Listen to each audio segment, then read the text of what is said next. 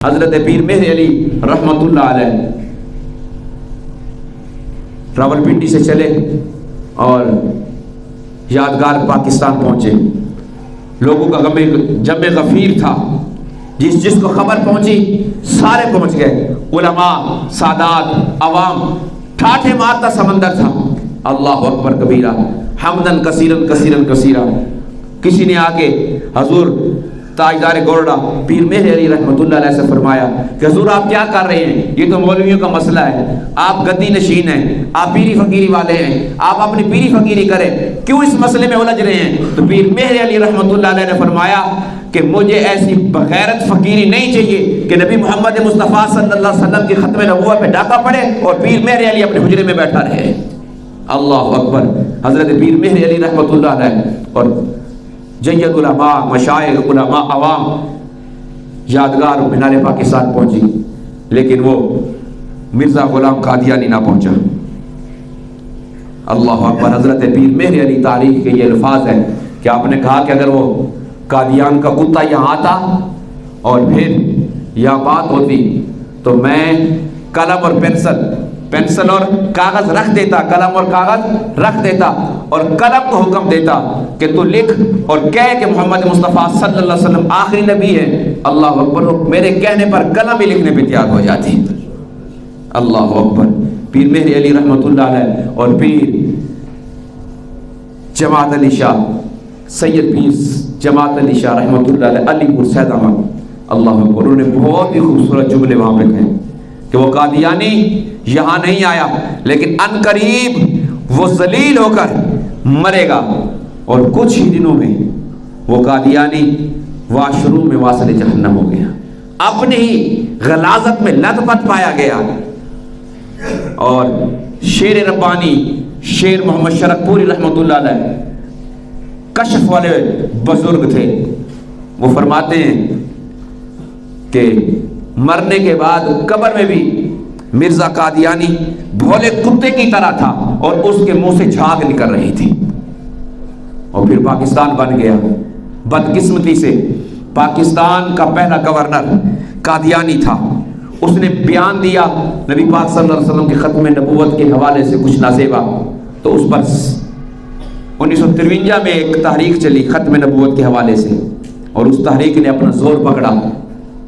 اس تحریک نے زور پکڑا اور ہماری ملک پاکستان کی تاریخ میں یہ لفظ موجود ہے.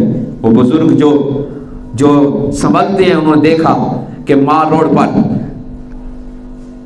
لاہور کے مار روڈ پر 10,000 کے قریب ناموس رسالت کے پروانوں نے اپنی جانوں کے نذرانے پیش کیے. اور تاریخ کا ایک واقعہ یہ بھی بڑا نمایاں حروف میں موجود ہے کہ مار روڈ سے ایک بارات گزر رہی تھی کہ اچانک گولیوں کی تڑتڑاہٹ ہوئی. تو دولہے کی ماں نے پوچھا یہ کیسی گولیاں چل رہی ہیں؟ تو لوگوں نے بتایا کہ ختم نبوت کے حوالے سے جلوس نکلا ہوا ہے اور ختم نبوت کے پروانوں پر گولیاں چل رہی ہیں.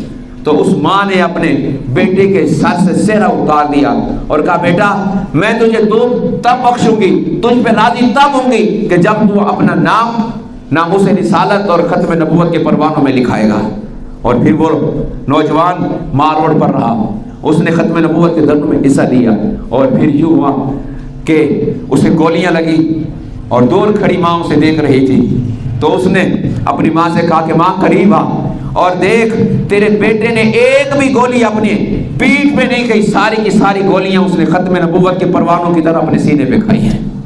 یہ تاریخ کے لفظ ہیں، یہ تاریخ میں واقعات رقم ہے. اللہ اکبر. اللہ اکبر کبیرہ. پھر نواب آف کالا باغ نے اس تاریخ کو دبانے کی کوشش کی تو مسجد وزیر خان میں حضرت علامہ مولانا عبد الستار خان نیازی رحمۃ اللہ علیہ نے فرمایا، آپ نے فرمایا کہ اے نواب آف کالا باغ تیری مونچھوں سے غداری ہو سکتی ہے، محمد مصطفیٰ صلی اللہ علیہ وآلہ وسلم کی ختم نبوت سے غداری نہیں ہو سکتی. اور پھر عبد الستار خان نیازی رحمۃ اللہ علیہ کو ایک ڈی ایس پی کے قتل کے جرم میں سزائے موت سنائی گئی. آپ کے دوست کہتے ہیں کہ ہم جیل میں آپ کو ملنے کے لیے گئے تو وہاں پر ہم نے آپ کو دیکھا تو آپ نے جو قیدیوں کو لباس پہنایا جاتا ہے، آپ دراز کا تھے، آپ کو وہ لباس پہنایا گیا تھا جس سے آپ کا آدھا پیٹ ننگا تھا. اللہ اکبر. تو آپ کو دیکھ کر اس حالت میں ہماری آنکھوں میں آنسو آ گئے. تو انہوں نے شفقت بھرا شفقت بھرا ہاتھ ہمارے سروں پہ رکھا اور کہا کہ دیکھو تو صحیح اللہ کے نبی محمد مصطفیٰ صلی اللہ علیہ وآلہ وسلم نے مجھے کس کام کے لیے چنا ہے، اور تم دیکھ رہے ہو میرے کپڑوں کو، تو میری صحت کو بھی تو دیکھو، پہلے سے زیادہ توانا ہو گیا ہوں، پہلے سے زیادہ طاقتور ہو گیا ہوں. اور پھر اللہ تبارک و تعالیٰ نے کرم خاص فرمایا کہ آپ اس کیس سے بری ہو گئے. اور پھر 1974 میں ملک پاکستان کے آئین میں 7 ستمبر کو مولانا عبدالستار خان نیازی رحمۃ اللہ علیہ اور مولانا شاہ احمد نورانی رحمۃ اللہ علیہ اور اس وقت کی پارلیمنٹ کے غیور ایم این اے نے اس قانون کو پائے تکمیل تک پہنچایا کہ قادیانی کافر ہیں، قادیانی کافر ہیں. اور اس وقت کے وزیر اعظم ذوالفقار علی بھٹو نے شاہ احمد نورانی سے کہا تھا کہ میاں نورانی آپ یہ مدارس کا مسئلہ پارلیمنٹ میں لے کے کیوں آ گئے ہیں؟ یہ کافر، یہ مسلمان، یہ مدارس کا فتویٰ تھا، مدارس کا مسئلہ تھا، وہیں حل کر دیتے، پارلیمنٹ میں کس لیے اٹھا کے لائے ہو؟ تو شاہ احمد نورانی رحمۃ اللہ علیہ نے ذوالفقار علی بھٹو سے فرمایا کہ بھٹو صاحب آپ وزیر اعظم ہیں، آپ وزیر اعظم کی کرسی پہ برجمان ہیں، آپ وزیر اعظم کی کرسی پہ بیٹھے ہوئے ہیں، اگر آپ کے سامنے کوئی اور شخص وزارت کی کرسی پہ بیٹھ جائے اور کہ میں وزیر ہوں تو آپ کیا سمجھیں گے اسے؟ تو حضرت شاہ احمد نورانی رحمۃ اللہ علیہ کو بھٹو نے جواب یہ دیا کہ یا تو وہ باغی ہوگا یا وہ پاگل ہوگا.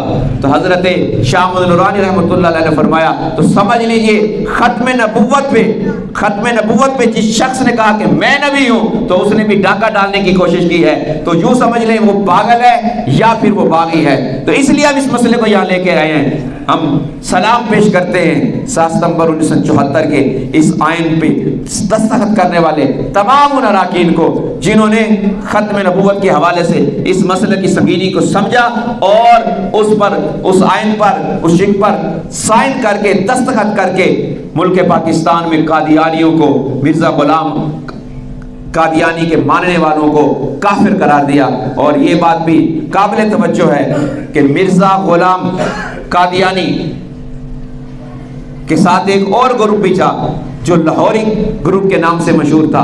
انہوں نے آ کے، ان کا شیخ خلیفہ تھا صدر الدین، اس نے آ کے پارلیمنٹ میں آ کے کہا تھا کہ ہم تو قادیانی کو نبی نہیں مانتے بلکہ ملحد مانتے ہیں، اسے دین پھیلانے والا مانتے ہیں، اس لیے ہم کافر نہیں ہیں. تو وہاں پر بھی بڑے بڑے حقائق اور بڑی بڑی دلیلیں دی گئی اور پھر ثابت کیا گیا کہ کوئی بھی اس کو نبی مانے یا مسلمان مانے وہ خود کافر ہے.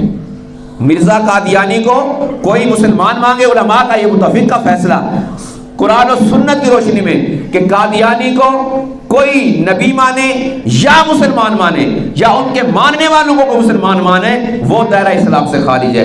دعا کریں رب تبارک و تعالی ہمیں سمجھنے کی توفیق عطا فرمائے. اللہ تبارک و تعالی سے دعا ہے کہ رب تبارک و تعالی ہمیں نبی پاک صلی اللہ علیہ وسلم کی سیرت اپنانے کی توفیق عطا فرمائے.